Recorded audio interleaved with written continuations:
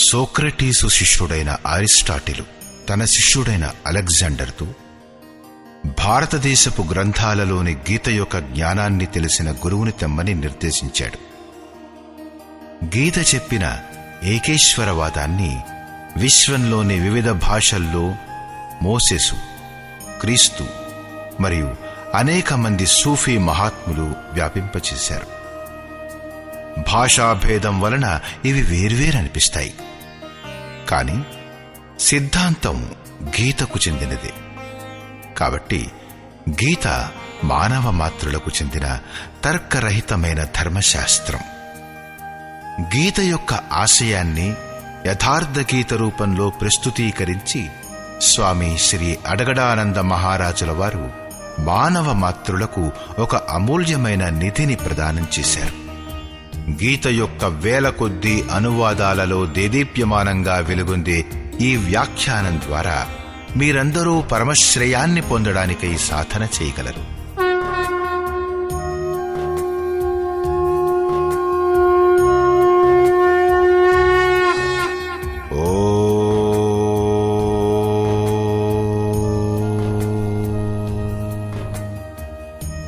శ్రీ పరమాత్మనే నమః. యథార్థ గీత, శ్రీమద్ భగవద్గీత, షష్ఠోధ్యాయం. ప్రపంచంలో మతం పేరు మీద ఆచార వ్యవహారాలు, పూజా పద్ధతులు, సాంప్రదాయాలు బహుళమైనప్పుడు దురాచారాలను నశింపచేయడానికి, ఈశ్వరుడొక్కడే అని నిరూపించడానికి, అతణ్ణి పొందు ప్రక్రియను ప్రశస్తం చెయ్యడానికి ఎవరో ఒక మహాపురుషుడు ఆవిర్భవించడం జరుగుతుంది. క్రియలను వదిలిపెట్టి కాలిమీద కాలు వేసుకుని కూర్చుని జ్ఞానులమని చెప్పుకునే దురాచారం కృష్ణుని కాలంలో కూడా అత్యంత వ్యాపకంగా ఉండేది. కాబట్టి ఈ అధ్యాయం ఆరంభంలోనే ఈ విషయాన్ని 4వసారి స్వయంగా ప్రస్తావించాడు. జ్ఞానయోగం మరియు నిష్కామ కర్మయోగం రెండింటిలోనూ కర్మ చెయ్యవలసిందే. 2వ అధ్యాయంలో అతను, అర్జున, క్షత్రియుడికి యుద్ధాన్ని మించిన కళ్యాణప్రదమైన ఇంకో మార్గం లేదు. ఈ యుద్ధంలో ఓడిపోతే దైవత్వం మరియు గెలిస్తే మహామహిమ స్థితి దొరుకుతుందని అనుకుంటూ యుద్ధం చెయ్యి అనంటాడు. అర్జున, ఈ విషయం నీకు జ్ఞానయోగం సందర్భంలో చెప్పబడింది. ఏ విషయం? అదే యుద్ధం చెయ్యమని. జ్ఞానయోగమంటే కాలు మీద కాలు వేసుకుని కూర్చోవడం కాదు.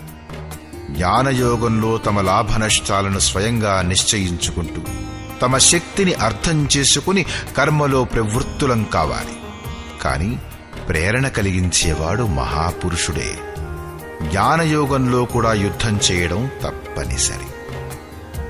3వ అధ్యాయంలో అర్జునుడు, భగవాన్, నిష్కామ కర్మయోగంతో పోలిస్తే జ్ఞానయోగం శ్రేష్టమని మీరనుకుంటే మరి నన్ను ఘోర కర్మలలో ఎందుకు పడేస్తారు అని ప్రశ్నించాడు.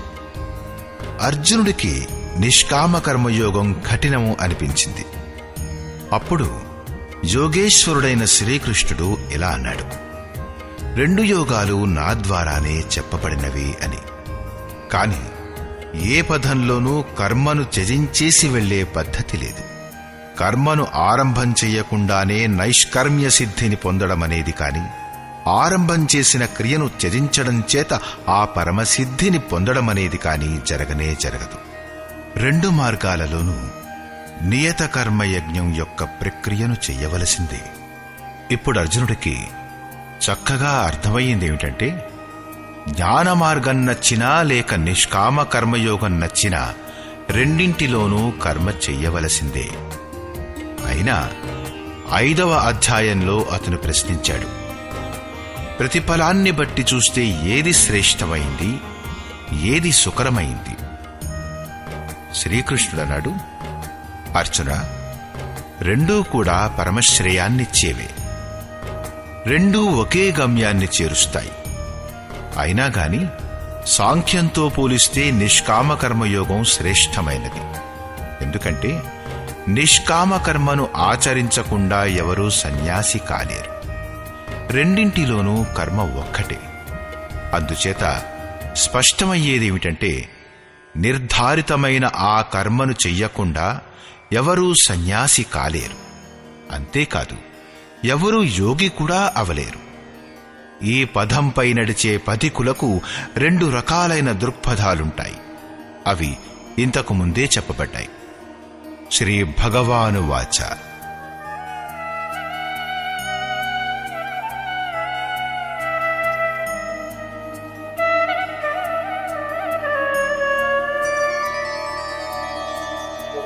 అనాశ్రితః కర్మఫలం కార్యం కర్మ కరోతి యః స సన్యాసీ చ యోగీ చ న నిరగ్నిర్న చాక్రియః.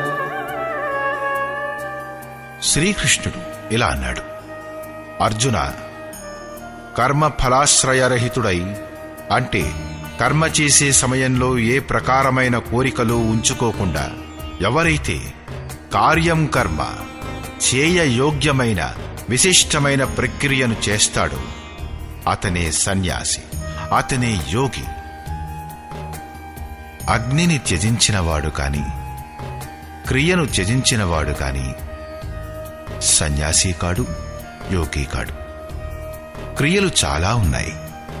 వాటిలో కార్యం కర్మ, చేయయోగ్యమైన క్రియ నియత కర్మ, నిర్ధారితమైన ఒక విశేషమైన క్రియ.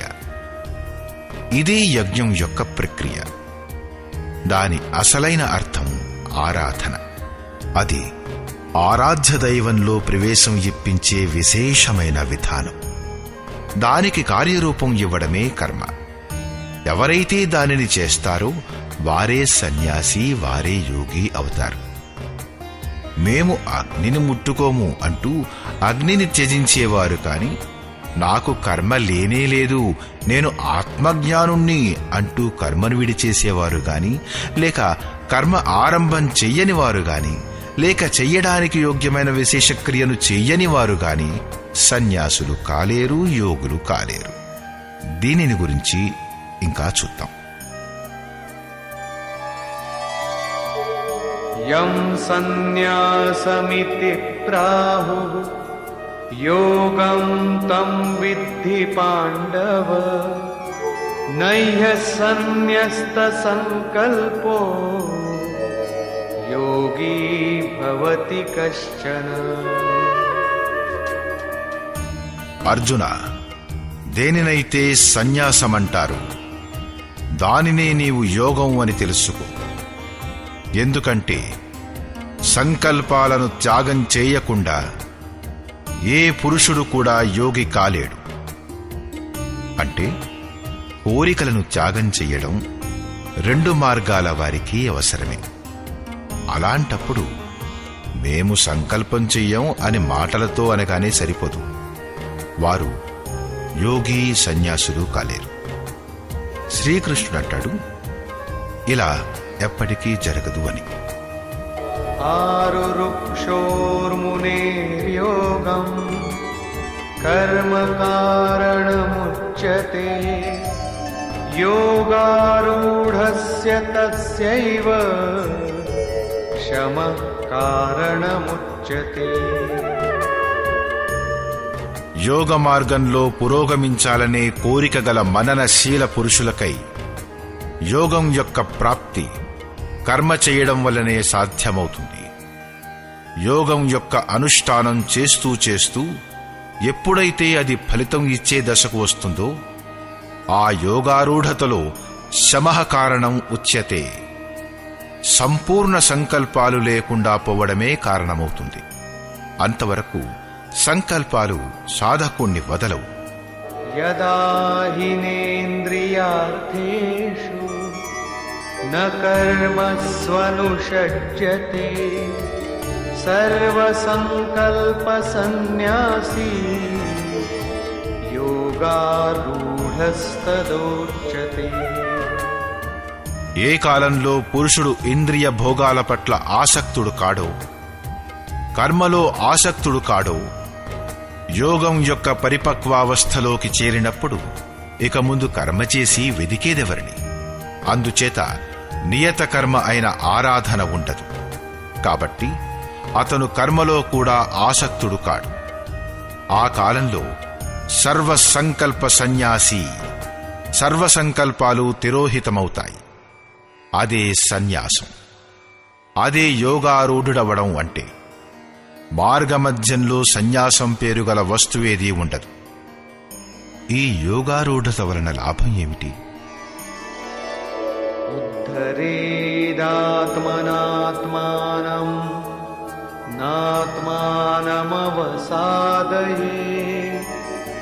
ఆత్మైవ హ్యాత్మనో బంధు ఆత్మైవ రిపురాత్మనః. అర్జున, మనుష్యుడికి కావలసిందేమిటంటే తన వల్లనే తనను ఉద్ధరించుకోవటం. తన ఆత్మను అధోగతిలో పడనివ్వకూడదు. ఎందుకంటే ఈ జీవాత్మ స్వయంగా తనకు మిత్రుడు, అదే తనకు శత్రువు కూడా. ఎప్పుడది శత్రువవుతుంది, మరెప్పుడు మిత్రుడవుతుంది? ఇలా అంటాడు శ్రీకృష్ణుడు.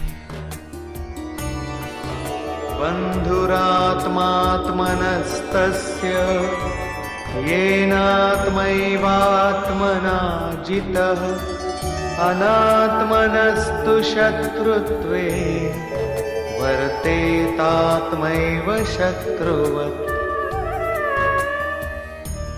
ఎవరి జీవాత్మ ద్వారా మనస్సు మరియు ఇంద్రియ సహితంగా శరీరం గెలవబడిందో అతనికి తన జీవాత్మయే మిత్రుడు.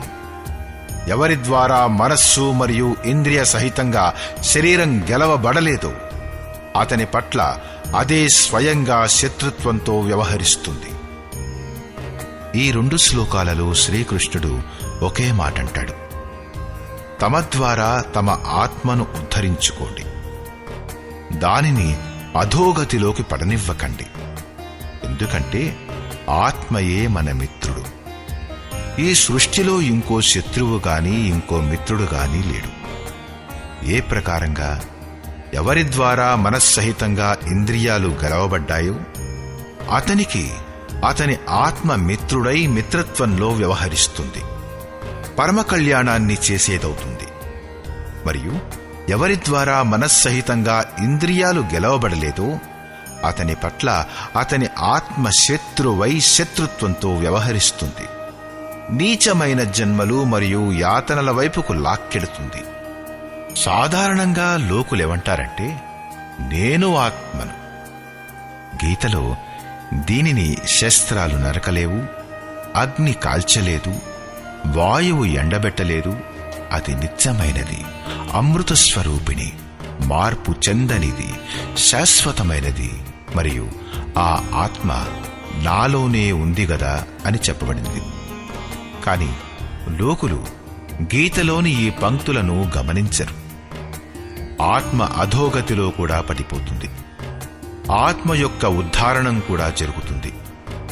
దీనికై కార్యం కర్మ, చేయయోగ్యమైన క్రియను ఆచరించే ఉద్ధరించబడుతుంది అని చెప్పబడింది. ఇప్పుడు అనుకూలమైన ఆత్మ యొక్క లక్షణాలేమిటో చూద్దాం.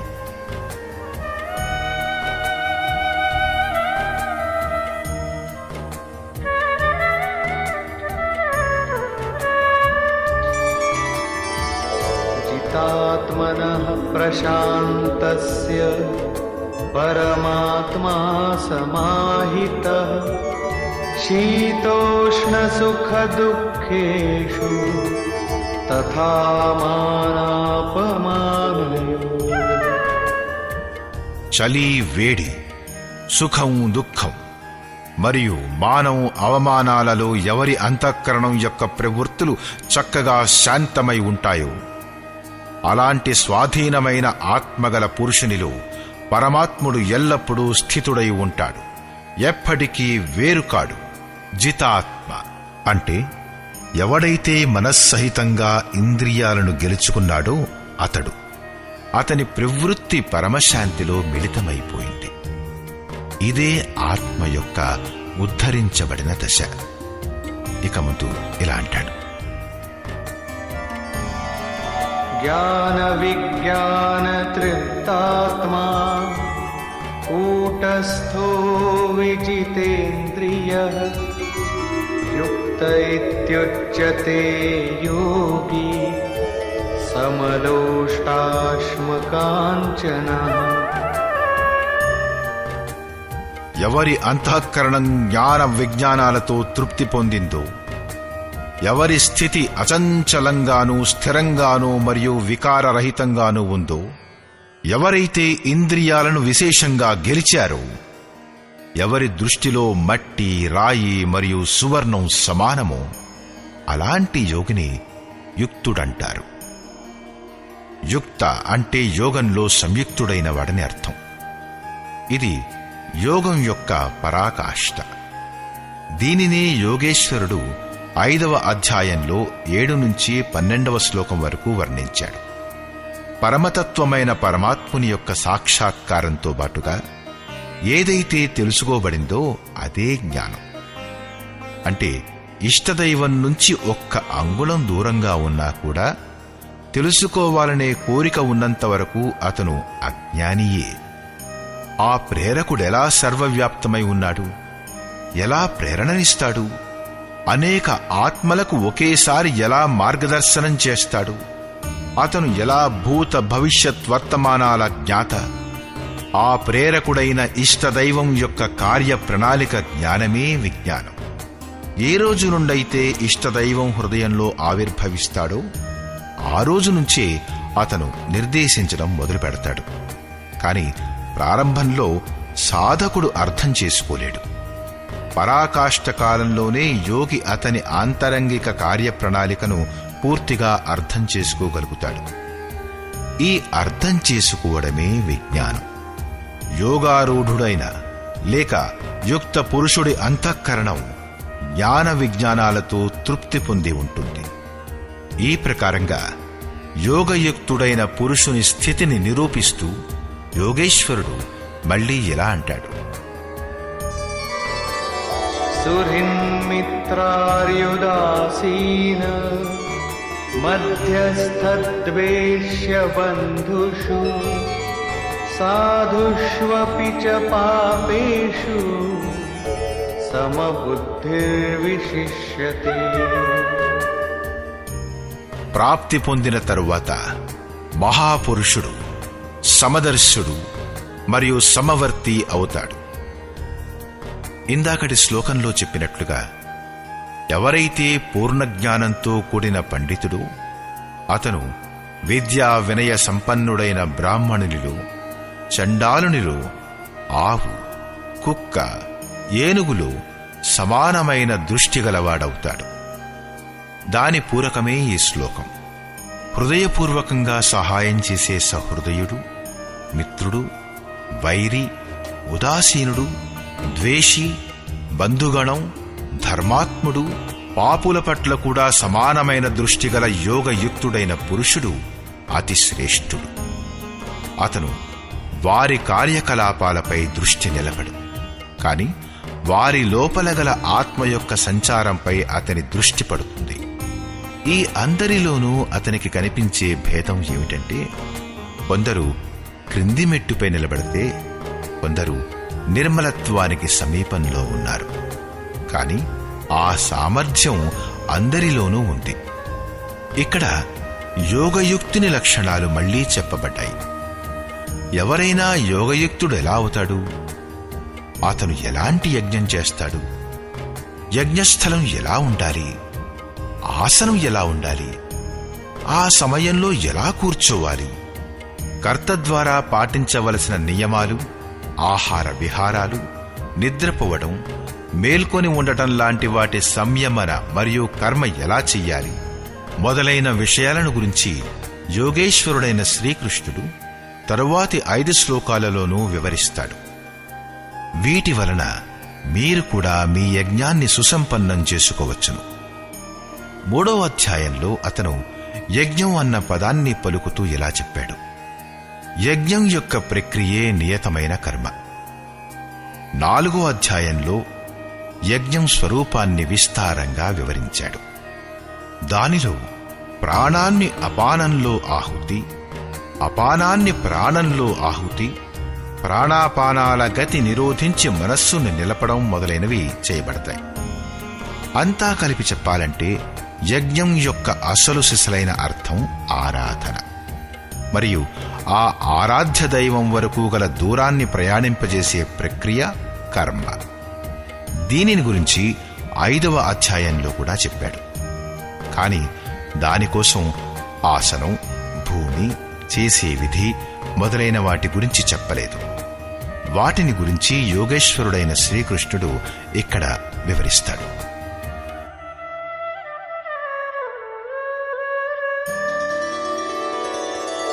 योगी युञ्जीत सततं आत्मानं रहसि स्थितः एकाकीयत चित्तात्मा निराशीर परिग्रह. చిత్తాన్ని జయించడంలో నిమగ్నమైన యోగి మనస్సుని, ఇంద్రియాలని మరియు శరీరాన్ని వశంలో ఉంచుకుని కోరికల నుండి మరియు విషయ సంగ్రహాల నుండి విముఖుడై ఏకాంత స్థానంలో ఒంటరిగానే చిత్తాన్ని యోగక్రియలో నిమగ్నం చెయ్యాలి. దానికోసం ఎలాంటి స్థానం ఉండాలి, ఆసనం ఎలా ఉండాలి?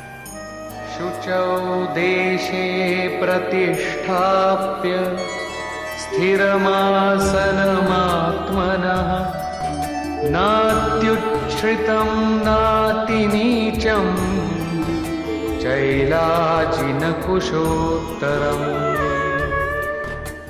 శుద్ధి చెయ్యబడిన నేలపై కుశగడ్డి, జింక చర్మం, వస్త్రం లేక ఇంకొకటేదైనా సరే, పట్టు, ఉన్ని, బల్ల ఏదైనా పరచి మీ ఆసనాన్ని అతి ఎత్తు కాకుండానూ అతి క్రిందికి కాకుండానూ స్థిరంగా స్థాపించండి.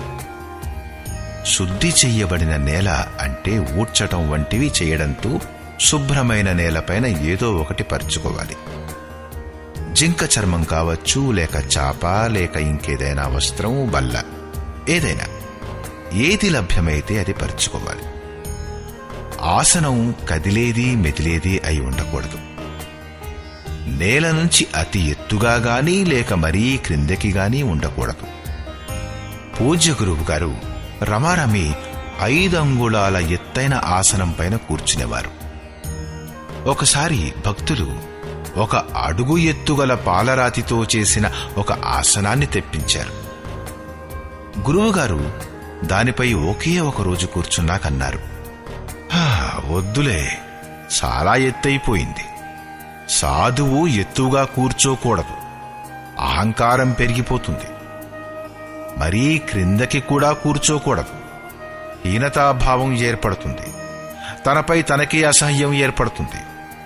అంతే, దానిని ఎత్తించేసి అడవిలో ఒక తోట ఉండేది, అందులో వేయించేశారు.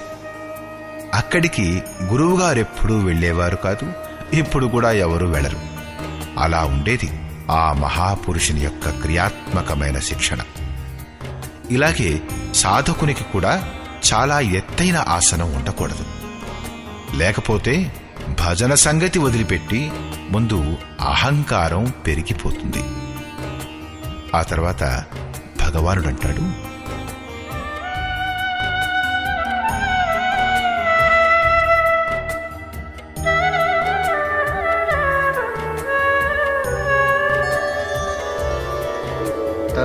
तत्रैकाग्रं मनः कृत्वा यत चित्तेन्द्रियक्रियः उपविश्यासने युञ्जात् योगमात्मविशुद्धये. ఆ ఆసనంపై కూర్చుని మనస్సు ఏకాగ్రం చేసి చిత్తము మరియు ఇంద్రియాల క్రియల్ని వశం చేసుకుంటూ అంతఃకరణం యొక్క శుద్ధి కోసం యోగాభ్యాసాన్ని చెయ్యాలి. ఇప్పుడు కూర్చునే విధానం గురించి చెప్తాడు. समङ्काय शिरो ग्रीवम् धारयन्नचलं स्थिरः सम्प्रेक्ष्य नासिकाग्रं स्वं दिशश्चानवलोकयन् శరీరం, మెడ మరియు శిరస్సును తిన్నగా కదలకుండా స్థిరంగా ఉంచి ఏదైనా కొయ్యబద్దను పాతిపెట్టినట్లుగా ఈ ప్రకారంగా తిన్నగా నిటారుగా కూర్చుని నాసికాగ్రభాగాన్ని చూస్తూ ముక్కు కొనని చూడమని ఆదేశించలేదు. కాని తిన్నగా కూర్చున్నప్పుడు ముక్కుకి ఎదురుగా ఎక్కడ దృష్టి పడుతుందో అక్కడ దృష్టి ఉండాలి. కుడి ఎడమల్ని చూసే చాంచల్యం ఉండరాదు. మిగిలిన దిశల వైపు చూడకుండా స్థిరంగా కూర్చుని ఉండాలి. ప్రశాంతాత్మా విగతభీః బ్రహ్మచారి వ్రతే స్థితః మనః సంయమ్య మచ్చిత్తో యుక్త ఆసీత మత్పరః. బ్రహ్మచర్య వ్రతాన్ని పాటిస్తూ సాధారణంగా లోకులు ఏమంటారంటే జననేంద్రియాల్ని సంయమనం చెయ్యడమే బ్రహ్మచర్యమని. కాని మహాపురుషుల అనుభవం ఏమిటంటే మనస్సుతో విషయాలను స్మరణ చేస్తూ, కళ్లతో అలాంటి దృశ్యాలను చూస్తూ, చర్మంతో స్పృశిస్తూ, చెవులతో విషయోత్తేజకమైన శబ్దాలను వింటూ జననేంద్రియాలను సంయమనం చేయడం సంభవం కాదు. బ్రహ్మచారి అంటే వాస్తవిక అర్థం బ్రహ్మ ఆచరిత చ బ్రహ్మచారి. బ్రహ్మ యొక్క ఆచరణ ఏమిటంటే నియత కర్మ, యజ్ఞం యొక్క ప్రక్రియ. దాన్ని చేసేవారు యాంతి బ్రహ్మ సనాతనం, సనాతన బ్రహ్మలో ప్రవేశం పొందుతారు. దీనిని చేసే సమయంలో స్పర్శాం కృత్వాం బహిర్బాహ్యాన్, బయటి స్పర్శను, మనస్సు మరియు అన్ని ఇంద్రియాల స్పర్శలను బయటనే త్యజించి చిత్తాన్ని బ్రహ్మచింతనలో, శ్వాస ప్రశ్వాసలలో, ధ్యానంలో ఉంచాలి. మనస్సు బ్రహ్మచింతనలో లగ్నమైనప్పుడు బయటి విషయాలను ఎవరు స్మరిస్తారు? బయటి విషయాల స్మరణే గనక ఉంటే అప్పుడు మనసెక్కడ ఏకాగ్రమైంది? వికారాలు శరీరం పైన కాదు, మనస్సు యొక్క తరంగాలలో ఉంటాయి. మనస్సు బ్రహ్మాచరణంలో నిమగ్నమైనప్పుడు ఒక్క జననేంద్రియాలే సంయమనం కావడమే కాకుండా సకలేంద్రియాల సంయమనం స్వాభావికంగా జరిగిపోతుంది. కాబట్టి బ్రహ్మాచరణంలో ఉంటూ భయరహితుడై శాంతియుతమైన అంతఃకరణం కలిగి మనస్సును సంయమనం చేస్తూ నాలో నిమగ్నమైన చిత్తంతో యుక్తుడవై నా పరాయణుడవై ఉండు. ఇలా చెయ్యడం వలన ఫలితం ఏమిటి?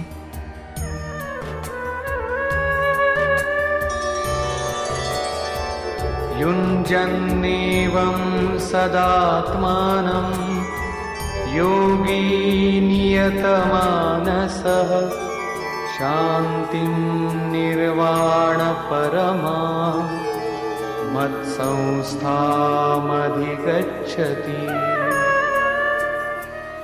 ఈ ప్రకారంగా తనను తాను నిరంతరం ఆ చింతనలో నిమగ్నం చేస్తూ సంయమనం చేయబడిన మనస్సు గల యోగి నాలో స్థితమై ఉన్న పరాకాష్ఠకు చెందిన శాంతిని పొందుతాడు.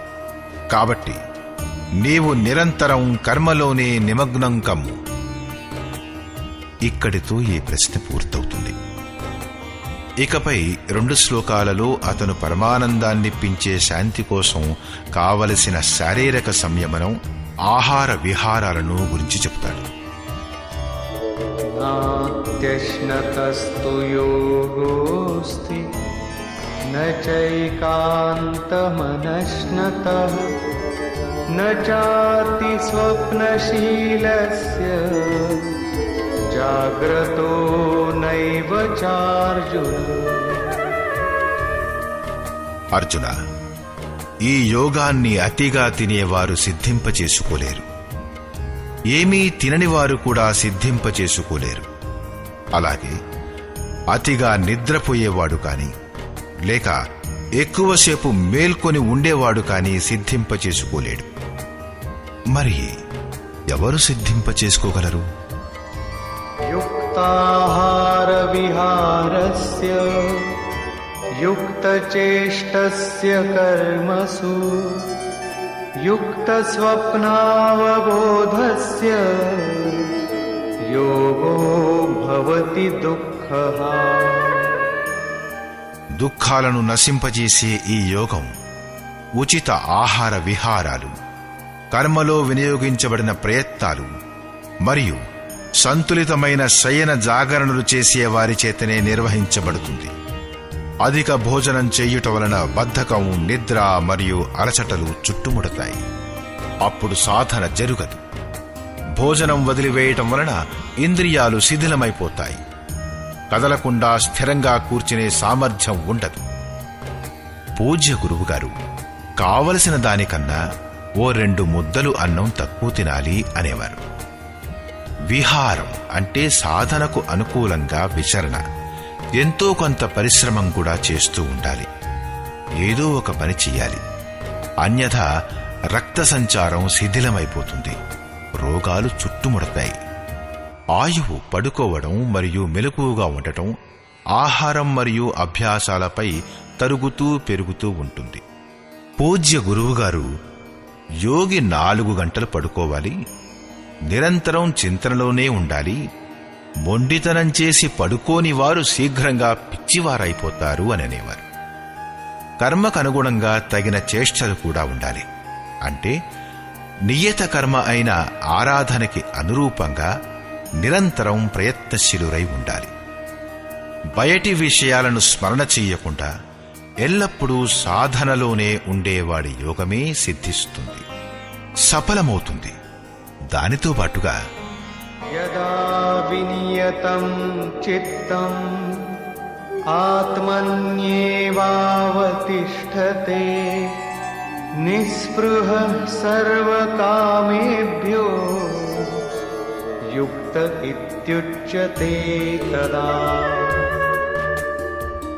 ఈ ప్రకారంగా యోగాభ్యాసంతో విశేషంగా వశం చేసుకున్న చిత్తం ఏ కాలంలోనైతే పరమాత్మునిలో చక్కగా స్థితమైపోతుందో, విలీనమైపోతుందో, ఆ కాలంలో సంపూర్ణ కోరికలచే రహితుడైన పురుషుడు యోగయుక్తుడనబడతాడు.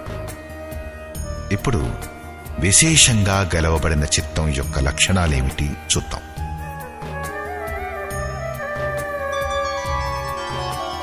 యథా దీపో నివాతస్థో నేంగతే సోపమా స్మృతా యోగినో యత చిత్తస్య యుంజతో యోగమాత్మనః. ఏ ప్రకారంగా వాయురహిత స్థానంలో ఉంచిన దీపం కదలిక లేనిదిగా ఉంటుందో, జ్వాల తిన్నగా పైకిపోతుందో, అందులో కంపన ఉండదో, అదే ఉపమా అలంకారాన్ని పరమాత్ముణ్ణి ధ్యానించడంలో నిమగ్నమైన యోగి యొక్క గెలవబడిన చిత్తాన్ని వర్ణించేటప్పుడు వాడబడింది. దీపం ఉదాహరణ మాత్రమే. ఈ రోజుల్లో దీపం వాడుక తగ్గిపోయింది. ఊదువత్తిని వెలిగించితే గాలి వీచకపోతే పొగ తిన్నగా పైకి వెడుతుంది. ఇది యోగి యొక్క గెలవబడ్డ చిత్తానికి ఒక ఉదాహరణ మాత్రమే. ఇప్పుడు చిత్తం గెలవబడి ఉన్నా, నిరోధించబడి ఉన్నా ఇంకా చిత్తం అనేది ఉంది కదా.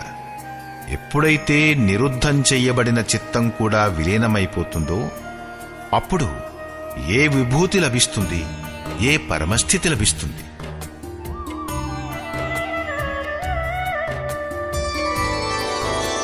యత్రో పరమతే చిత్తం నిరుద్ధం యోగ సేవయా యత్ర చైవాత్మనాత్మానం పశ్యన్నాత్మని తుష్యతి. ఏ అవస్థలోనైతే యోగాభ్యాసంచే నిరుద్ధం చేయబడిన చిత్తం కూడా విలీనమైపోతుందో, కలిసిపోతుందో, వినష్టమైపోతుందో ఆ దశలో ఆత్మనా తమ ఆత్మ ద్వారా ఆత్మానం పరమాత్ముడిని చూస్తూ ఆత్మని ఏవా తమ ఆత్మలోనే సంతుష్టి పొందుతాడు. పరమాత్ముడినే చూస్తాడు. కాని సంతుష్టి తమ ఆత్మ ద్వారానే కలుగుతుంది. ఎందుకంటే ప్రాప్తి కాలంలో పరమాత్ముని సాక్షాత్కారం జరుగుతుంది. కాని తరువాతి క్షణంలోనే అతను తన ఆత్మను ఆ శాశ్వత ఈశ్వరీయ విభూతులతో కూడి ఉండటం గమనిస్తాడు. బ్రహ్మ అజరుడు, అమరుడు, శాశ్వతుడు, అవ్యక్తుడు మరియు అమృత స్వరూపుడు అయితే, ఇటువైపు ఆత్మ కూడా అజరం, అమరం, శాశ్వతం, అవ్యక్తం మరియు అమృత స్వరూపమై ఉంటుంది.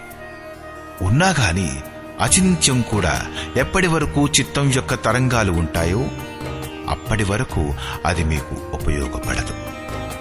చిత్తం నిరోధించబడటం మరియు నిరుద్ధ చిత్తం యొక్క విలయ కాలంలో పరమాత్ముని సాక్షాత్కారమవుతుంది. దర్శనం అయిన రెండవ క్షణంలోనే ఆ ఈశ్వరీయ గుణధర్మాలతో యుక్తమైన తన ఆత్మను పొందుతాడు. కాబట్టి తన ఆత్మలోనే సంతుష్టుడై ఉంటాడు. ఇదే అతని స్వరూపం, ఇదే పరాకాష్ఠ. దీని పూరకమైన తర్వాతి శ్లోకాన్ని చూద్దాం.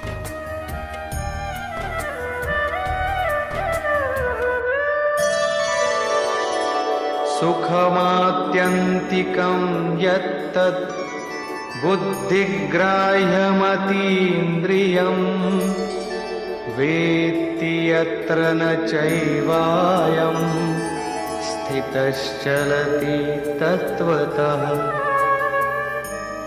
ఇంద్రియాల కంటే అతీతమైన, కేవలం శుద్ధమైన, సూక్ష్మ బుద్ధి ద్వారా గ్రహించడానికి యోగ్యమైన ఏ అనంత ఆనందం ఉందో దానిని ఏ అవస్థలోనైతే అనుభవిస్తాడో, ఏ అవస్థలోనైతే స్థితుడైన యోగి భగవత్ స్వరూపాన్ని తత్వంతో సహా తెలుసుకుని చలాయమానం కాడో ఎప్పటికీ అందులోనే ప్రతిష్ఠితమై ఉంటాడు. యం లబ్ధ్వా చాపరం లాభం మన్యతే నాధికం తతః యస్మిన్ స్థితో న దుఃఖేన గురుణాపి విచాల్యతే. పరమేశ్వరుని ప్రాప్తి రూపమైన లాభాన్ని, పరాకాష్ఠ యొక్క శాంతిని పొంది అంతకంటే అధికమైనది ఇంకొకటి లేదనుకుని మరియు భగవత్ ప్రాప్తి దశలో స్థితుడై ఉన్న యోగి అతి గొప్ప దుఃఖం వలన కూడా చలించడు. దుఃఖం యొక్క భ్రాంతి కూడా కలగదు. ఎందుకంటే భ్రాంతిని కలిగించే చిత్తం నష్టమైపోయింది. కనుక ఈ ప్రకారంగా తం విద్యా దుఃఖ సంయోగ వియోగం యోగ సంగీతం సనిశ్చయేన యోక్తవ్యో యోగో నిర్విన్న చేతసా. ఏదైతే ప్రపంచంలోని సంయోగ వియోగాలచే రహితమై ఉన్నదో దాని పేరే యోగం. ఏదైతే అత్యంత సుఖప్రదమైనదో దానితో కలవడమే యోగం. ఎవరినైతే పరమతత్వమైన పరమాత్ముడంటారో అతనితో కలవడం పేరే యోగం. ఆ యోగాన్ని విసుగు చెందని చిత్తంతో నిశ్చయపూర్వకంగా చెయ్యడమే కర్తవ్యం. ఓర్పుతో, ధైర్యంతో లగ్న చిత్తుడై ఉండేవాడే యోగంలో సఫలుడు కాగలడు. సంకల్ప ప్రభవాన్ కామాన్ త్యక్త్వా సర్వాన్ శేషతః మనసైవేంద్రియగ్రామం వినియమ్య సమంతతః. కాబట్టి మనుష్యునికి కావలసినదేమిటంటే సంకల్పాలతో ఉత్పన్నమయ్యే కోరికలన్నింటినీ, ఆసక్తిని పూర్తిగా త్యజించి మనస్సు ద్వారా ఇంద్రియాల సముదాయాన్ని అన్ని వైపుల నుండి చక్కగా వశం చేసుకుని ఏం చెయ్యాలి? శనైః శనైరుపరమేద్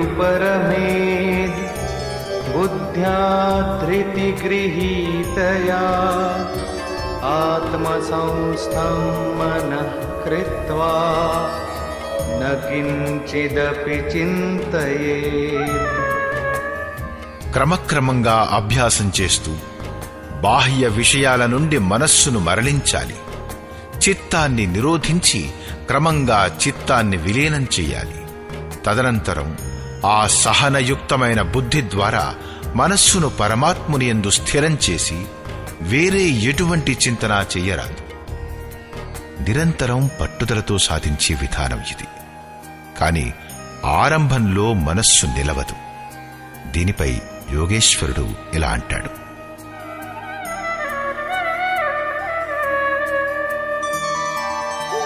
యతో యతో నిశ్చరతి మనశ్చంచలమస్థిరం తతస్తతో నియమ్యైతద్ ఆత్మన్యేవ వశం నయేత్. స్థిరంగా ఉండని చంచలమైన మనస్సు ఏ ఏ కారణాల చేత ప్రాపంచిక పదార్థాలలో విహరిస్తుందో దానిని వాటి నుంచి మరల్చి అంతరాత్మలోనే నిరోధించు. సాధారణ లోకులు మనస్సు ఎక్కడికి వెళ్ళినా సరే వెళ్ళని, ప్రకృతిలోకే కదా వెళ్ళేది. ప్రకృతి కూడా ఆ బ్రహ్మలో అంతర్గతమైందే కదా. ప్రకృతిలో విహరించడం అంటే బ్రహ్మను వదిలివేయడం కాదు అని అంటారు. కాని శ్రీకృష్ణుని అభిప్రాయానుసారం ఇది తప్పు. గీతలో ఇలాంటి తర్కాలకు తావులేదు. శ్రీకృష్ణుడు మనస్సు ఎక్కడెక్కడికి వెడుతుందో, ఏ మాధ్యమాల ద్వారా వెడుతుందో ఆ మాధ్యమాల ద్వారానే ఆపి పరమాత్మలోకి తీసుకురావాలి అంటాడు. మనస్సుని నిరోధించడం సాధ్యమే. ఈ నిరోధం యొక్క పరిణామం ఏమిటి?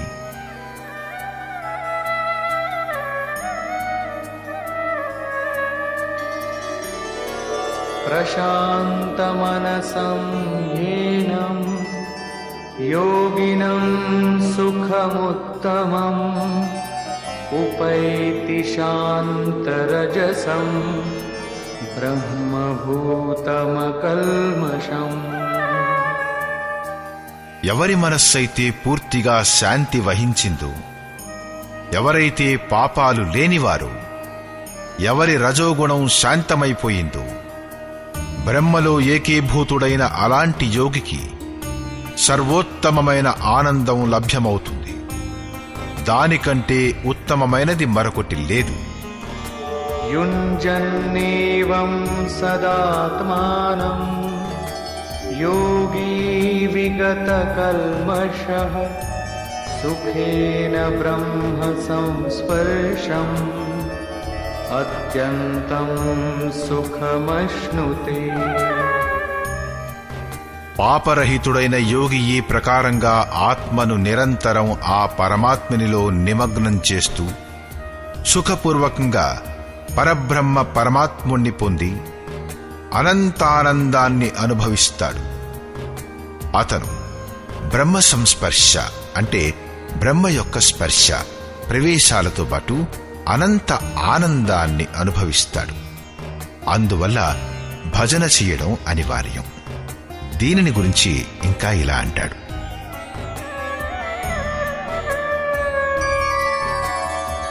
సర్వభూతస్థమాత్మానం సర్వభూతాని చాత్మని ఈక్షతే యోగయుక్తాత్మా సర్వత్ర సమదర్శనః. యోగ పరిణామం చేత యుక్తులైన ఆత్మగల అన్నింటినీ సమభావంతో చూడగలిగే యోగి ఆత్మ అన్ని ప్రాణాలలోనూ వ్యాప్తమై ఉన్నట్లుగా చూస్తాడు. సమస్త భూతాలు ఆత్మలోనే ప్రసరించడం చూస్తాడు. ఈ ప్రకారంగా చూడటం వలన లాభం ఏమిటి? యో మాం పశ్యతి సర్వత్ర సర్వం చ మయి పశ్యతి తస్యాహం న ప్రణశ్యామి స చ మే న ప్రణశ్యతి. ఏ పురుషుడైతే సమస్త భూతాలలో పరమాత్ముడనైన నన్ను చూస్తాడో, సర్వవ్యాప్తంగా చూస్తాడో, మరియు సమస్త భూతాలను పరమాత్ముడనైన నాలో చూస్తాడు, అతనికి నేను అదృశ్యుడను కాడు, అతడు నాకు అదృశ్యుడు కాడు. ఇదే ప్రేరకుడితో ఎదురుబొదురుగా కలయిక, మైత్రీయ భావం, సామీప్యముక్తి.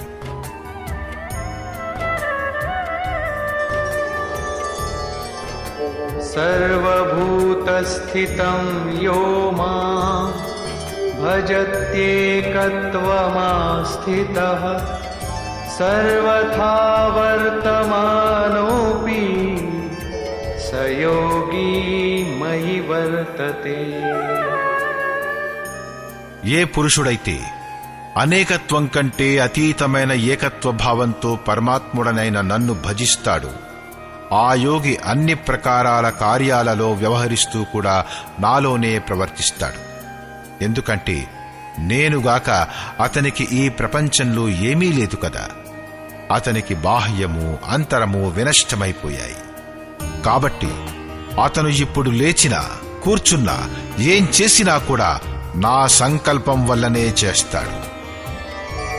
ఆత్మౌపమ్యేన సర్వత్ర సమం పశ్యతి యోర్జున సుఖం వా యది వా దుఃఖం స యోగీ పరమో మతః. హే అర్జున, ఏ యోగైతే తనతో సమానంగా సమస్త భూతాలను సమంగా చూస్తాడో, తనలాగానే చూస్తాడో, సుఖ దుఃఖాలను కూడా అందరిలో సమానంగా చూస్తాడో, ఆ యోగి పరమశ్రేష్ఠుడుగా చెప్పబడతాడు. ఈ ప్రశ్న పూర్తయింది. తరువాత అర్జునుడు ఇంకో ప్రశ్న వేస్తాడు. అర్జున ఉవాచ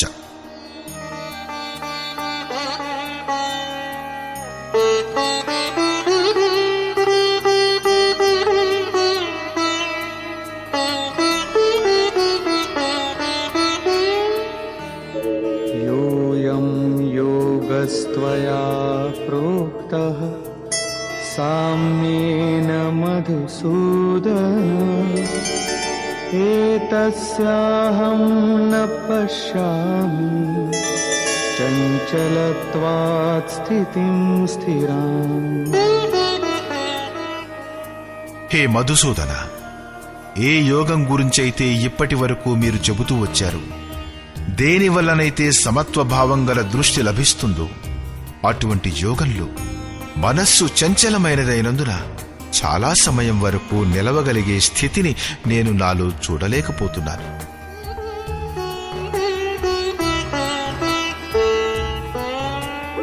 చంచలం హి మనః కృష్ణ ప్రమాథి బలవదృఢం తస్యాహం నిగ్రహం మన్యే వాయోరివ సుదుష్కరం. హే కృష్ణ, ఈ మనస్సు చాలా చంచలమైనది, ప్రమదనశీలమైనది, మొండిది, బలవంతమైనది. కాబట్టి దీనిని వశం చేసుకోవడం గాలిని గుప్పెటలో పట్టుకున్నంత కష్టతరమైనదని భావిస్తాను. గాలి దుమారాన్ని ఆపడం, దీనిని ఆపడం సమానమే. దీనిని గురించి యోగేశ్వరుడైన శ్రీకృష్ణుడు ఇలా అంటాడు. శ్రీ భగవాను వాచ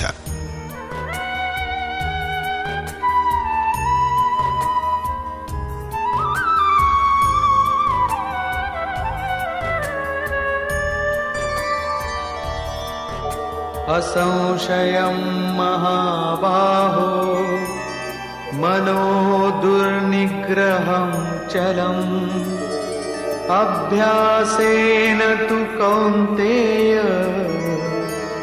వైరాగ్యేణ చ గృహ్యతే.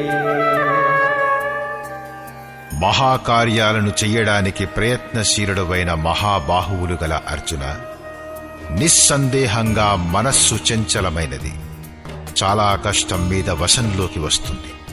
కాని కౌంతేయ, అది అభ్యాసం మరియు వైరాగ్యం ద్వారా వశంలోకి వస్తుంది. ఎక్కడ చిత్తాన్ని నిమగ్నం చెయ్యాలో అక్కడ చిత్తాన్ని స్థిరం చేయడం కోసం మళ్లీ మళ్లీ ప్రయత్నం చేయడం పేరే అభ్యాసం. మరియు చూసిన వినిన విషయాల పట్ల, వస్తువుల పట్ల రాగం అంటే ప్రేమను వదిలివేయడమే వైరాగ్యం. శ్రీకృష్ణుడు మనస్సును వశం చేసుకోవడం కఠినమైన పనే, కాని అభ్యాసం మరియు వైరాగ్యం ద్వారా అది సాధ్యమవుతుందని అంటాడు.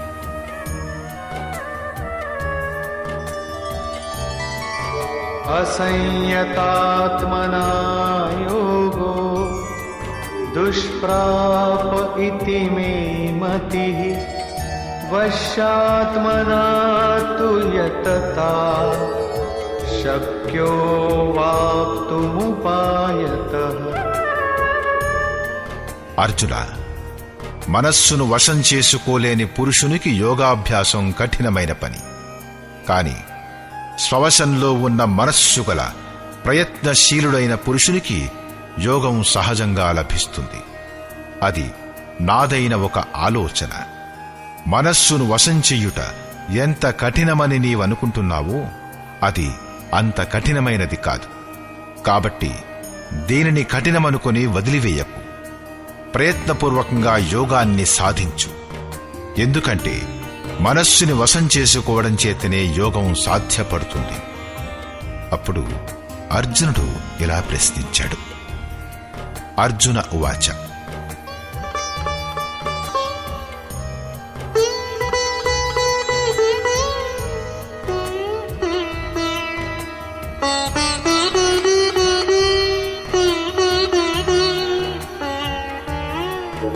अयति श्रद्धयोपेतो योगाच्चलितमानसः अप्राप्य योगसंसिद्धिं कां गतिं कृष्ण गच्छति. యోగాన్ని ఆచరిస్తున్నప్పుడు ఎవరి మనస్సైనా చెలించిపోయినట్లయితే, యోగం పట్ల శ్రద్ధ ఉండి కూడా అలాంటి పురుషుడు భగవత్ సిద్ధిని పొందకుండా ఏ గతిని పొందుతాడు?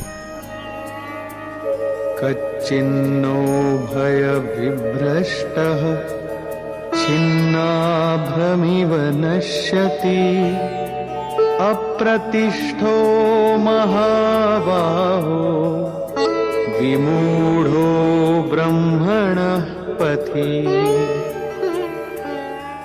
మహాబాహువైన శ్రీకృష్ణ, భగవత్ప్రాప్తి యొక్క మార్గంలో విచలితుడైన మోహితుడైన ఆ పురుషుడు చిన్నాభిన్నమైన మేఘాల వలె రెండు వైపుల నుండి నష్టభ్రష్టుడు కాడా. చిన్న మేఘం గనక ఆకాశంలో ఉంటే అది కురవలేదు, తిరిగి పెద్ద మేఘాలతో కలవనూ లేదు. కాని చూస్తూ ఉండగానే వినష్టమైపోతుంది. అదే ప్రకారంగా శిథిల ప్రయత్నశీలుడైన పురుషుడు, కొంతకాలం వరకు సాధన చేసి విరమించుకున్నవాడు వినష్టమైపోడా. మీలోనూ ప్రవేశించలేకపోయాడు, భోగాలను కూడా అనుభవించలేకపోయాడు. అలాంటి వానికి ఏ గతి లభిస్తుంది?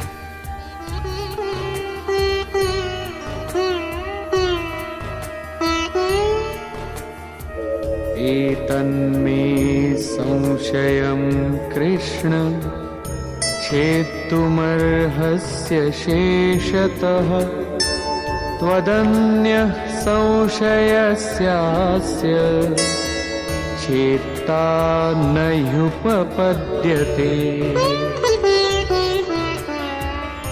హే శ్రీకృష్ణ, నా ఈ సంశయాన్ని సంపూర్ణంగా నశింపచేయడానికి మీరే సమర్థులు. మీరు తప్ప ఇతరులెవరూ ఈ సంశయాన్ని నశింపచేయడానికి సమర్థులు కారు. అప్పుడు యోగేశ్వరుడైన శ్రీకృష్ణుడు అంటాడు. శ్రీ భగవానువాచ: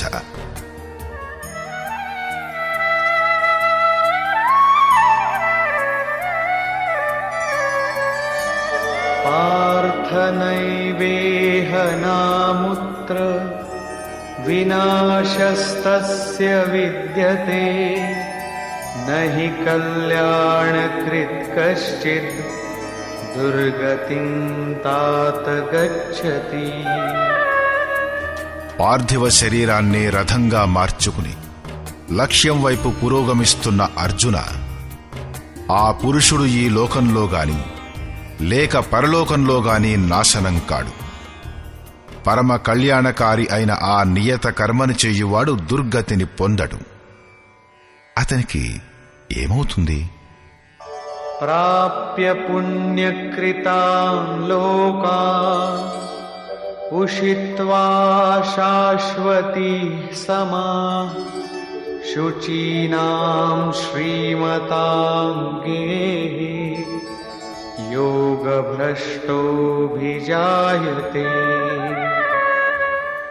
మనస్సు చంచలమగుటచే యోగభ్రష్టుడైన ఆ పురుషుడు పుణ్యాత్ముల లోకాలలో సుఖాలను అనుభవించి ఏ సుఖాల కొరకైతే అతను భ్రష్టుడయ్యాడో భగవంతుడు కొద్ది సమయంలోనే అన్నీ చూపించి వినిపిస్తాడు. వాటిని అనుభవించి అతను శుచీనాం శ్రీమతాం శుద్ధ ఆచరణలు గల శ్రీమంతుల ఇంటిలో జన్మమెత్తుతాడు. ఎవరైతే శుద్ధ ఆచరణ గలవారో వారే శ్రీమంతులు.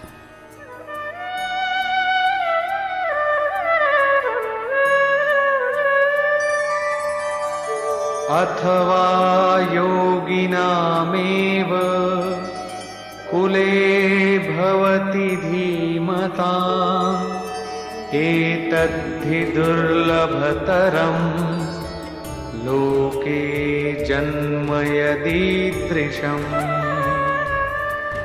అలా అక్కడ జన్మమెత్తలేకపోతే కూడా స్థిర బుద్ధిగల యోగుల కులంలో అతను ప్రవేశం పొందుతాడు. శ్రీమంతుల ఇంట్లో పవిత్రమైన సంస్కారాలు చిన్నతనం నుండే అలవడతాయి. కాని అక్కడ జన్మనెత్తలేకపోతే అతను యోగుల కులంలో, ఇంట్లో కాదు యోగుల కులంలో శిష్య పరంపరలో ప్రవేశం పొందుతాడు. కబీరు, తులసీదాసు, రైదాసు, వాల్మీకి మొదలగువారు శుద్ధ ఆచరణ గల శ్రీమంతుల ఇంట్లో కాకుండా యోగుల కులంలో ప్రవేశం పొందారు. సద్గురువు యొక్క కులంలో సంస్కారాల పరివర్తన కూడా ఒక జన్మే. మరియు అలాంటి జన్మ ప్రపంచంలో నిస్సందేహంగా దుర్లభమవుతుంది. యోగుల వద్ద జన్మమంటే అర్థం వారి శరీరం నుండి పుత్రునిగా ఉత్పన్నమవడమని కాదు. గృహాన్ని వదిలేయడానికి ముందు పుట్టిన కొడుకులు మోహవశం చేత మహాపురుషుణ్ణి తండ్రిగానే భావించవచ్చు. కాని మహాపురుషునికి మాత్రం తన ఇంటివారంటూ ఎవరూ ఉండరు. ఏ శిష్యులైతే అతని నియమాల్ని అనుష్ఠిస్తారో వారి మహత్వం కొడుకుల కన్నా కూడా చాలా అధికమని భావించబడుతుంది. వారే అతనికి నిజమైన పుత్రులు. ఎవరైతే యోగ సంస్కారాలతో యుక్తులు కారో వారిని మహాపురుషులు తమవారిగా చేసుకొనరు. పూజ్య గురువుగారు గనక సాధువుల్ని తయారు చేస్తూ పోతే వేల మంది విరక్తులు వారి శిష్యులై ఉండేవారు. కాని వారు కొందరికి దారి ఖర్చులు ఇచ్చి, కొందరి ఇళ్లకి కబురు పంపించి, జాబులు వ్రాసి, నచ్చచెప్పి, సముదాయించి అందరినీ తమ తమ ఇళ్లకు పంపించి వేశారు. కొంతమంది మొండితనం చేస్తే వారికి అపశకునమయ్యేది. లోపల నుంచి అంగీకారం స్ఫురించేది కాదు.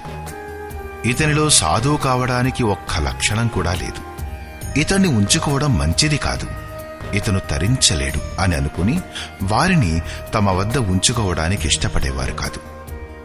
నిరాశ చెంది ఒకరిద్దరు కొండ మీద నుంచి దూకి తమ ప్రాణాల్ని కూడా వదిలేశారు. కాని గురువుగారు వారిని తమ వద్ద ఉంచుకోలేదు. తరువాత విషయం తెలిసినప్పుడు అనేవారు, అతను చాలా వ్యాకులత చెంది ఉన్నాడని నాకు తెలుసు, కాని నిజంగానే చచ్చిపోతాడనుకుంటే ఉంచేసేవాడిని. ఒక పతితుడుండేవాడు, అంతకన్నా ఏమవుతుంది? మమత్వం వారిలో కూడా ఎక్కువగానే ఉండేది. అయినా వారు ఉంచుకోలేదు. 6-7 మందిని గురువుగారు ఆదేశ ప్రకారం ఉంచుకోవడం జరిగింది. వారి గురించి, ఈరోజు ఒక యోగభ్రష్టుడు వస్తున్నాడు, జన్మ జన్మల నుంచి దారి తప్పి ఉన్నవాడు నడిచి వస్తున్నాడు, ఈ పేరు ఈ రూపంతో వస్తున్నాడు, అతణ్ణి ఉండనివ్వు, బ్రహ్మ విద్యను ఉపదేశించు, అతణ్ణి ముందుకు నడుపు అని భగవంతుడు గురువుగారికి ఆదేశమిచ్చాడు. కేవలం వారిని మాత్రమే ఉంచుకున్నారు. ఈనాటికి కూడా వారిలో నుంచి ఒక మహాపురుషుడు ధారకుండిలో ఉన్నారు. ఇంకొకతను అనసూయాయిలో, ఒకరిద్దరు వేరే చోట్ల కూడా ఉన్నారు. వారికి సద్గురువు కులంలో ప్రవేశం దొరికింది. అలాంటి మహాపురుషులను పొందటం అతి దుర్లభమే.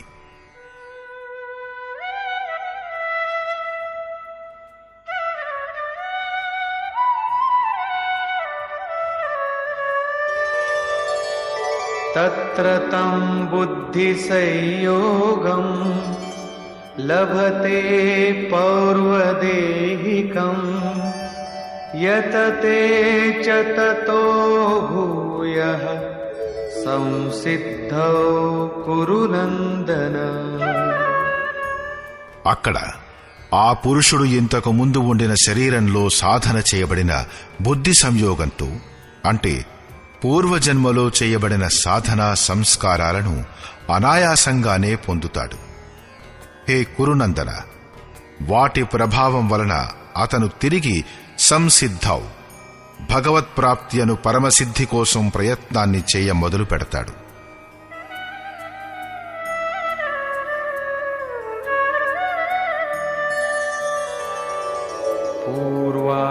పూర్వాభ్యాసేన తేనైవ హ్రియతే యవశోపి సః జిజ్ఞాసురపి యోగస్య శబ్ద బ్రహ్మాతి వర్తతే. శ్రీమంతుల ఇంటిలో విషయాల వశంలో ఉండి కూడా అతను పూర్వజన్మలో చేసిన అభ్యాసము వలన భగవత్పదం వైపు ఆకర్షితుడవుతాడు. యోగంలో శిథిల ప్రయత్నం చేసిన వాడైన ఆ జిజ్ఞాసువు కూడా వర్ణనాతీతమైన నిర్వాణ పథాన్ని పొందుతాడు. దానిని పొందడానికి ఇదే పద్ధతి. ఎవరూ ఒక్క జన్మలో దానిని పొందలేరు కూడా. ప్రయత్నాద్యతమానస్తు యోగీ సంశుద్ధ కిల్బిషః అనేక జన్మ సంసిద్ధః తతో యాతి పరాం గతిం. అనేక జన్మల నుంచి ప్రయత్నం చేసిన యోగి పరమసిద్ధిని పొందుతాడు. ప్రయత్నపూర్వకంగా అభ్యాసం చేసే యోగి అన్ని పాపాల నుంచి చక్కగా శుద్ధమై పరమగతిని పొందుతాడు. పరమగతిని పొందడానికి ఇదే క్రమం. మొదట శిథిల ప్రయత్నంతోటే ఈ యోగం ప్రారంభమవుతుంది. మనస్సు చలించటం వలన జన్మనెత్తవలసి వస్తుంది. సద్గురువు కులంలో ప్రవేశం దొరుకుతుంది. ప్రతి జన్మలో అభ్యాసం చేస్తూ దేని పేరైతే పరమగతియో పరమధామమో అక్కడికే చేరుకుంటాడు. శ్రీకృష్ణుడు ఈ యోగంలో బీజం యొక్క నాశనం లేదు. మీరు 2 అడుగులు మాత్రం నడవండి చాలు, ఆ సాధన ఎప్పటికీ నశించదు అన్నాడు. అన్ని రకాల పరిస్థితులలో ఉంటూ కూడా పురుషుడు ఇలా చెయ్యగలుగుతాడు. కారణం ఏమిటంటే కొద్ది సాధనను పరిస్థితులలో చిక్కుకున్న వ్యక్తే చెయ్యగలుగుతాడు. ఎందుకంటే అతని వద్ద సమయం ఉండదు గనుక.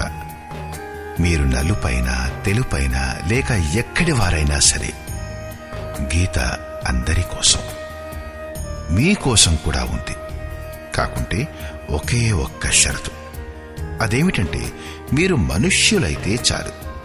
తీవ్ర ప్రయత్నం చేయువాడెవరైనా సరే కాని, శిథిల ప్రయత్నం చేసేవాడు మాత్రం గృహస్థుడే అవుతాడు. గీత గృహస్థుడు, విరక్తుడు, శిక్షితుడు, అశిక్షితుడు ఎవరైనా సరే సర్వసాధారణ మానవ మాతృలందరిది. ఎవరో సాధువు అనే పేరుగల విచిత్ర ప్రాణికి మాత్రమే కాదు. చివర్లో యోగేశ్వరుడైన శ్రీకృష్ణుడు తన నిర్ణయాన్ని చెప్తాడు.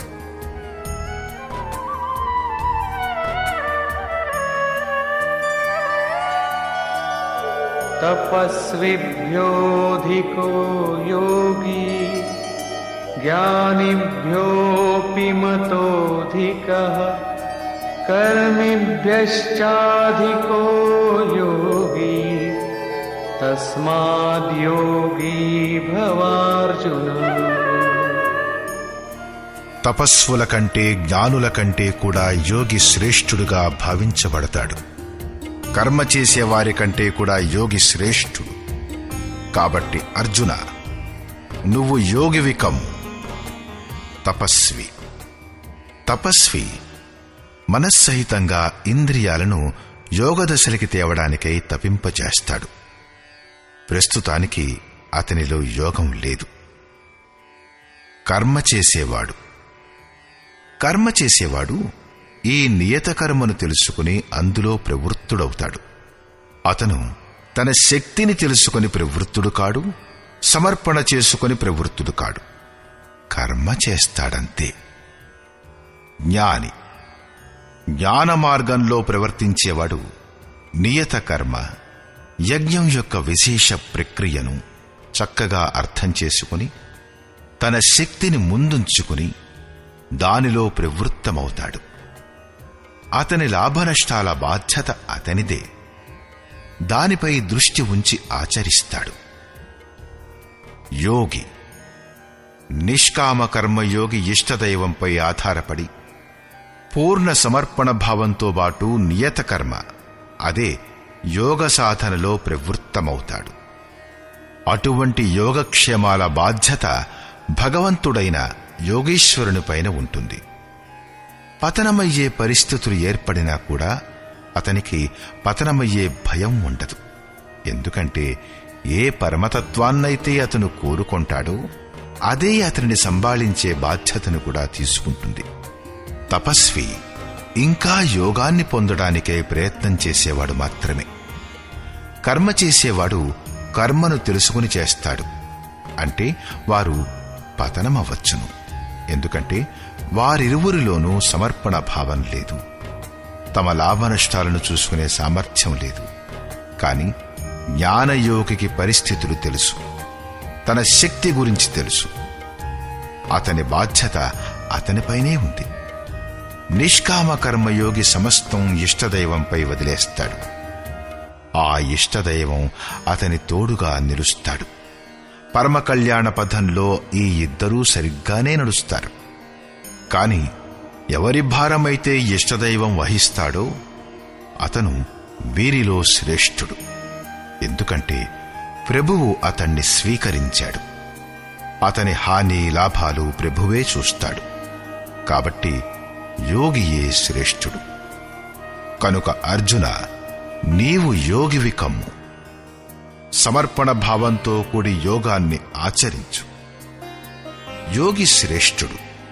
కాని వారిలో కూడా అంతరాత్మతో కూడి ప్రయత్నించే యోగి సర్వశ్రేష్ఠుడు. ఇంకా ఇలా అంటాడు: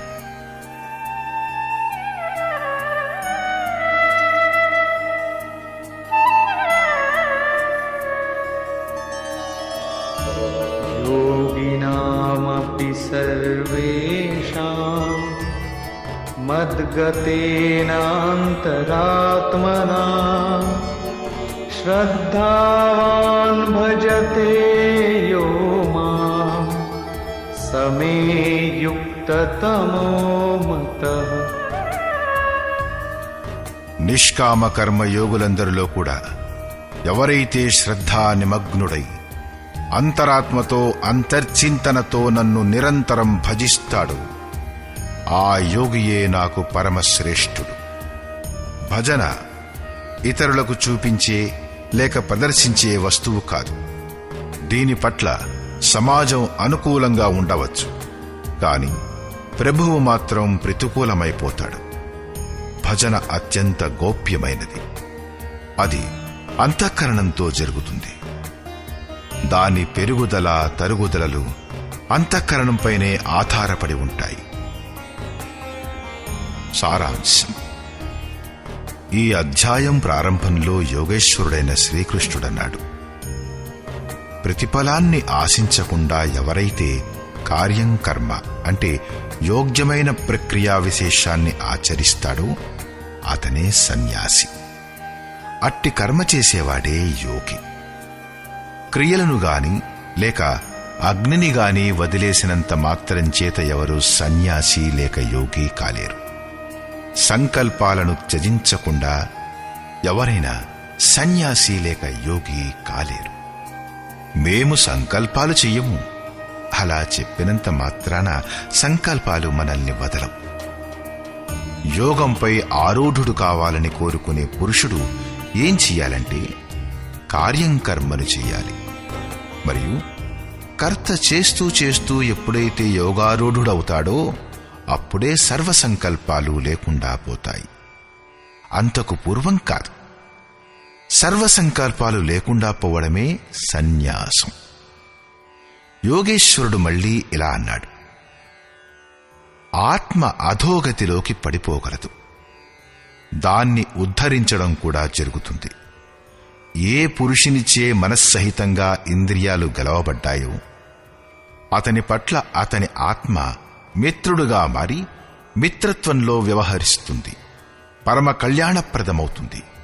ఎవరిచే ఇవి గెలవబడలేదు అతని పట్ల అతని ఆత్మ శత్రువుగా మారి శత్రుత్వంతో వ్యవహరిస్తుంది, యాతనలకు కారణమవుతుంది. ఇందువల్ల మనుష్యులు తమ ఆత్మను అధోగతిలో పడవేయరాదు. తమ ద్వారా తమ ఆత్మను ఉద్ధరించుకోవాలి. ప్రాప్తిని పొందిన యోగి ఉండే విధానాన్ని గురించి అతను చెప్పాడు. యజ్ఞస్థలి, కూర్చునేటందుకు ఆసనం మరియు కూర్చునే పద్ధతిని గురించి అతను చెప్పాడు. స్థానం ఏకాంతం, శుద్ధమైనదిగా ఉండాలి. వస్త్రం జింక చర్మం లేక గడ్డి ఆసనం ఉండాలి. కర్మకు అనుగుణంగా చేష్టలు, యుక్త ఆహార విహారాలు, నిద్రించటం, మేల్కొనే సమయం గురించి శ్రీకృష్ణుడు నొక్కి చెప్పాడు. యోగి యొక్క నిరుద్ధమైన చిత్తాన్ని పోల్చడానికి వాయురహిత స్థానంలో ఉన్న దీపం యొక్క అకంపిత శిఖను ఉపమానంగా చెప్పాడు. ఈ ప్రకారంగా నిరుద్ధమైన ఆ చిత్తం కూడా ఎప్పుడు విలీనమైపోతుందో ఆ సమయంలో అతను యోగం యొక్క పరాకాష్ఠ అనంత ఆనందాన్ని పొందుతాడు. ప్రపంచం యొక్క సంయోగ వియోగాలతో రహితమైన అనంత సుఖం పేరే మోక్షం. యోగం అంటే అర్థం దానితో కలవడం.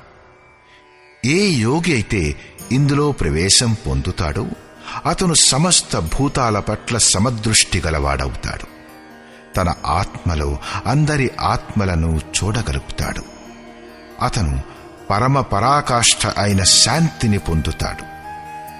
కాబట్టి యోగం ఆవశ్యకం.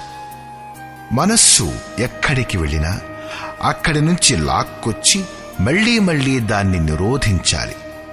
శ్రీకృష్ణుడు మనస్సును వశం చేసుకోవడం కఠినమైన పని అని ఒప్పుకుంటాడు. కాని దానిని వశం చేసుకోవచ్చు అంటాడు. అది అభ్యాసం మరియు వైరాగ్యాల వలన వశంలోకి వస్తుంది. శిథిల ప్రయత్నం చేసేవాడు కూడా అనేక జన్మల అభ్యాసంతో అక్కడికే చేరుతాడు.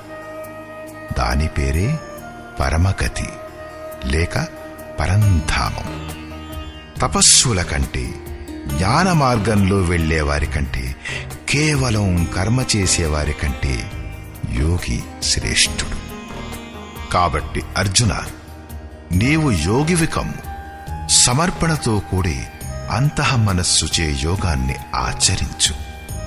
ప్రస్తుత అధ్యాయంలో యోగేశ్వరుడైన శ్రీకృష్ణుడు ప్రముఖంగా యోగాన్ని సాధించడానికై అభ్యాసం యొక్క అవసరాన్ని నొక్కి చెప్పాడు. ఓం తత్సదితి శ్రీమద్భగవద్గీతాసూపనిషత్సు బ్రహ్మ విద్యాయాం యోగశాస్త్రే శ్రీకృష్ణార్జున సంవాదే అభ్యాసయోగో నామ షష్ఠోధ్యాయః. ఈ ప్రకారంగా శ్రీమద్భగవద్గీత రూపమైన ఉపనిషత్తు మరియు బ్రహ్మ విద్య మరియు యోగ శాస్త్రమనే విషయంలో శ్రీకృష్ణార్జునుల సంవాదంలో అభ్యాసయోగం అనే పేరుగల 6వ అధ్యాయం పూర్తయింది.